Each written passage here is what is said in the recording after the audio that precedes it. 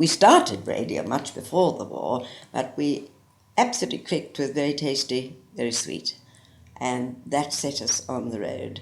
Very Tasty, Very Sweet came from a pub where Dougie got all his best ideas, and I think most comics do.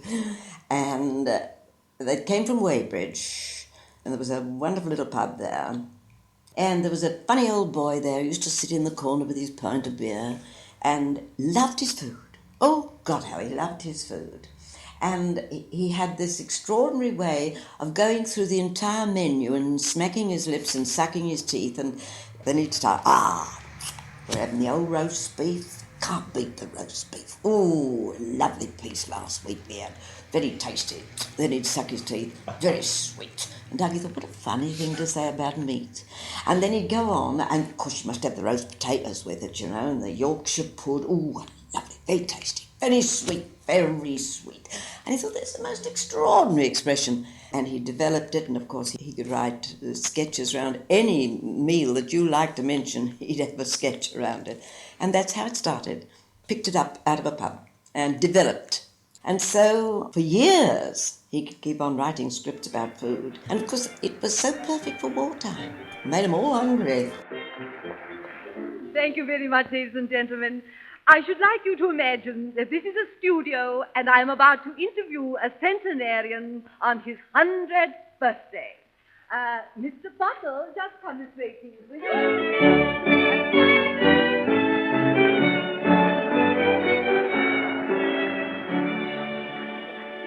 Oh, how do you do, Mr. Butler? Come along. Here, I left my bike outside. Will it be all right, you reckon?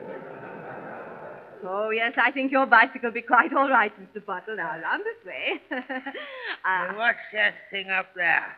Oh, that's just the microphone. Oh. Yes. I won't half have something to tell the lads back in Skittle Alley when I get home. Well, now, come along, Mr. Potter, round this way. I want you to read from the script, please. I like them. What? Split peas. Now, before we commence, I have one or two telegrams for you here. Oh, you reading, will you? I can't read. Yes, very well. Now, here we are. Let me see now. His Majesty the King sends heartiest congratulations on your 100th birthday and hopes you will live to enjoy many more. My word. A telegram from the King. Well, gosh darn me. He don't say nothing about coming round to his tea, do he? No, I'm afraid he doesn't, Mr. Potter, but there's another one here. Shall I read it for you? Do it, yes. Heartiest congratulations on your 100th birthday, Winston Churchill. Who's he?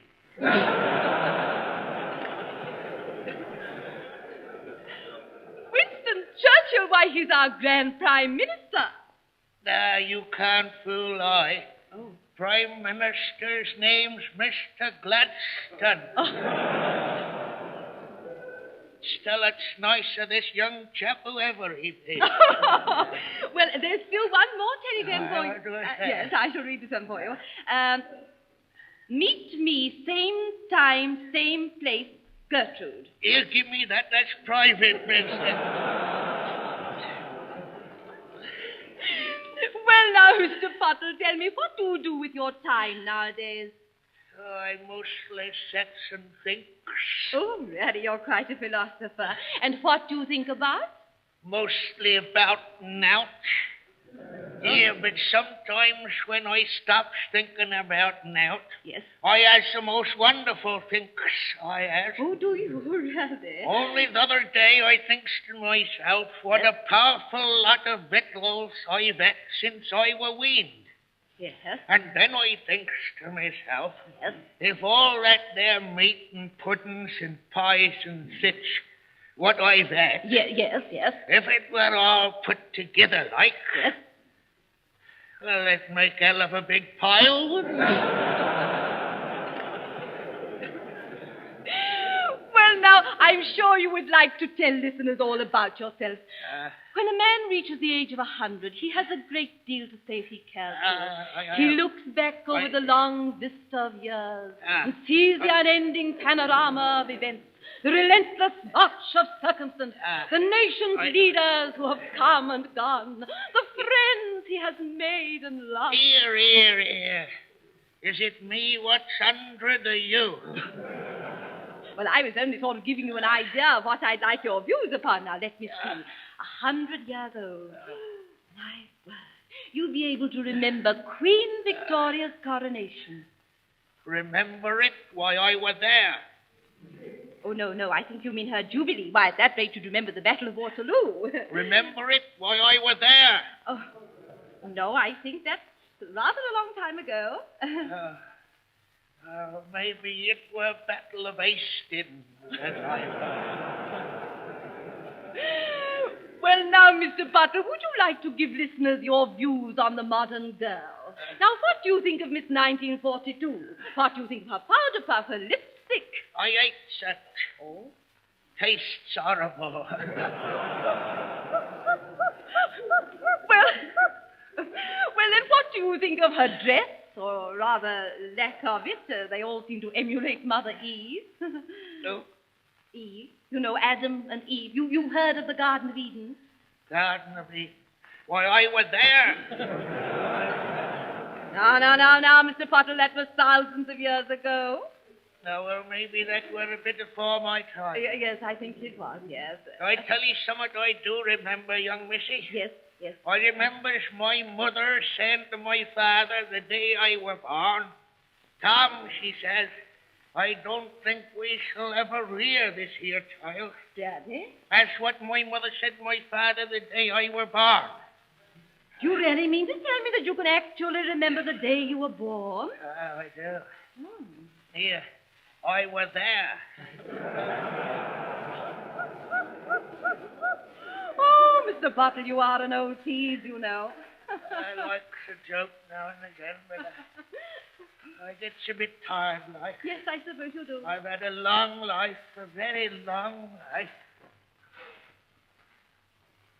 What has life taught you? What can you recall?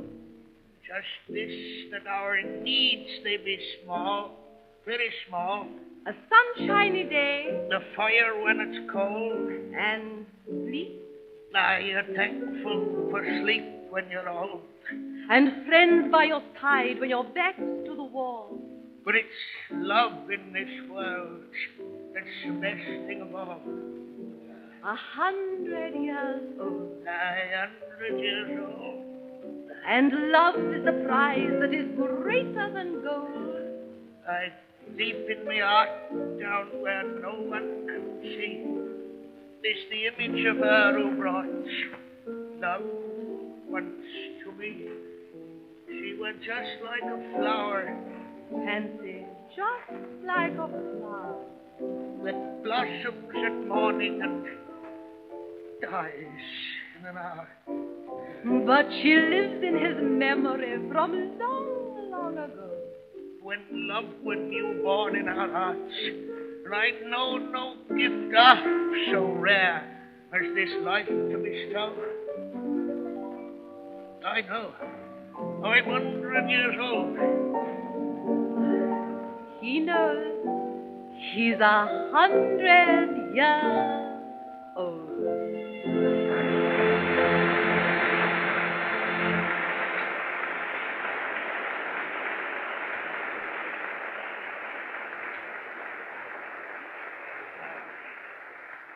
Thank you so much, ladies and gentlemen, and now I should like to leave you to the tender mercies of Nan Kenway on her own, whilst I go and have a cup of coffee and a macaroon.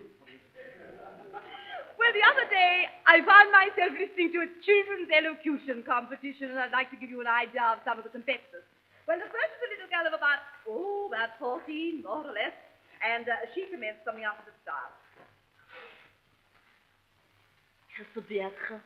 The boy stood on the burning deck where Silver Seas fled the flames as if the battle wreck shot round him all was dead. Yet beautiful and bright he stood as bold to rule the storm, creature of the right land of cloud, though child not form.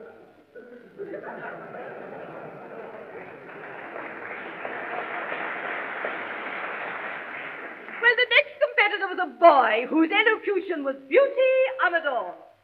Blind Johnny, when I got that, his father's brother,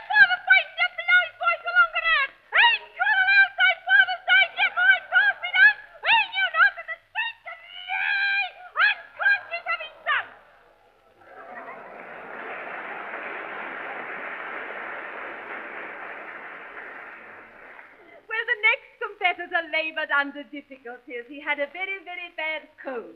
It was all tied up with red flannel.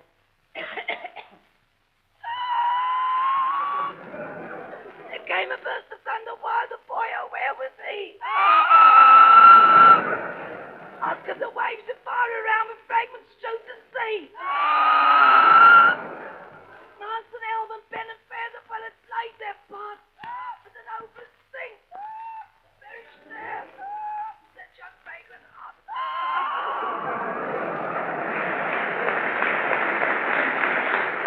But the pick of the basket was a tiny little mite of about 6, and her performance was something after this style.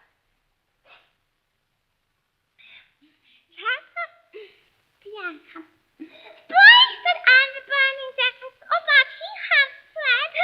Then that was about the rich man can know who was that. A beautiful and bright born through the storm of creature of he like that of purple childlike one. Flames old arm, she was not now. Flames old arm.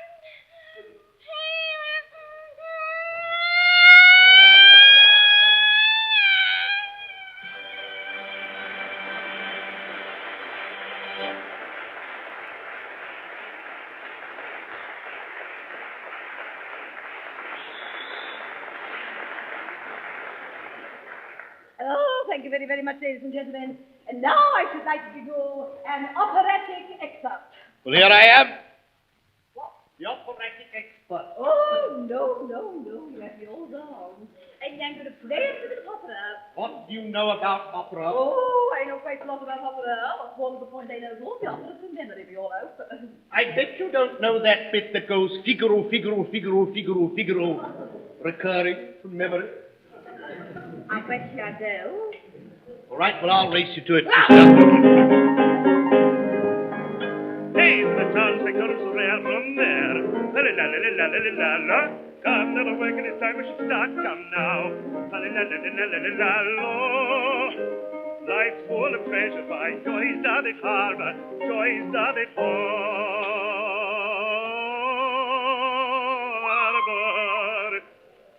When you're a barber, clever and smart, clever and smart.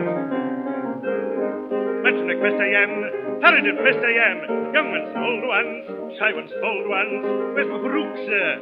Quickly a change, sir. Sharp that lancet, quick with that note so much. And pressed him, hurried and pressed him, hurried and pressed him, hurried and pressed him. Where's my baroque, so quickly a change, sir. Sharp that letter. Figaro, Figaro, Figaro, Figaro, Figaro, Figaro, Figaro, Figaro, Figaro.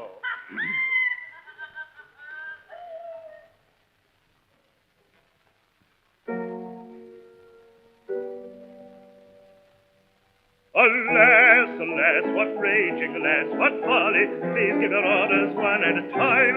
Yes, please to give me time to break.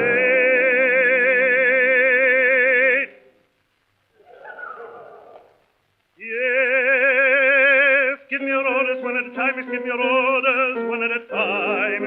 Figaro, I'm here. Hey, Figaro. I'm there, Figaro here, Figaro there, Figaro here, Figaro there, Figaro up, Figaro down, Figaro up, Figaro down. Chops and needles up to the light, and Figaro spriting gay, spriting gay, spriting gay, spriting gay, spriting gay. Up from a Figaro, from a Bisma, up from a Figaro, from a Bisma. Fortune will never, never forsake you. Fortune is always looking away. Fortune will never, never forsake you. Fortune is always looking away, is looking away. I'm the great Pagoda, blithe and gay. I'm the great Pagoda, so blithe and gay, so blithe and gay, so blithe and gay.